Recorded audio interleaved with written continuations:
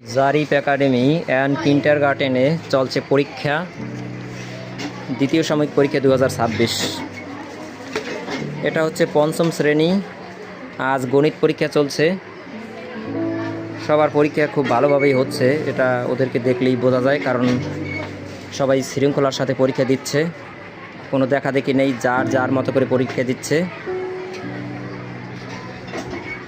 দেখতে পাচ্ছি জ্যামিতি অঙ্কন করছে অনেকে।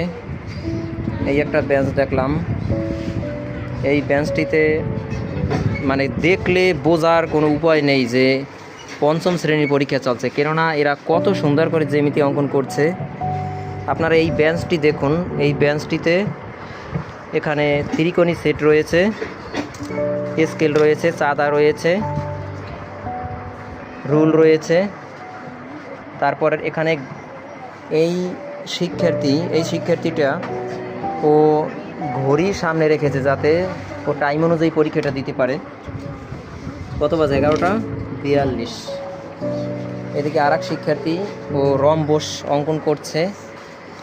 তারপর জ্যামিতির এই টুলসগুলো এখানে রয়েছে, প্রত্যেকটা বেঞ্চে এইভাবে জ্যামিতির টুলস রয়েছে, জ্যামিতি অঙ্কন করছে। জ্যামিতির এই যে টুলসগুলো এত সুন্দর ওরা ব্যবহার করে জ্যামিতি করার সময়ে, যা দেখলে আসলে বোঝার উপায় নেই ওরা পঞ্চম শ্রেণীতে পড়ে। মনে হচ্ছে ওরা হয়তো আগামীতে এসএসসি পরীক্ষা দেবে, এরকমটাই আমার অন্তত মনে হয়। আপনারাও কিছুটা ধারণা করতে পারবেন এই ওদের অঙ্কন করা দেখে, বা এই জ্যামিতির বক্সের টুলসগুলো দেখে। প্রত্যেকটা বেঞ্চে জ্যামিতির টুলস রয়েছে,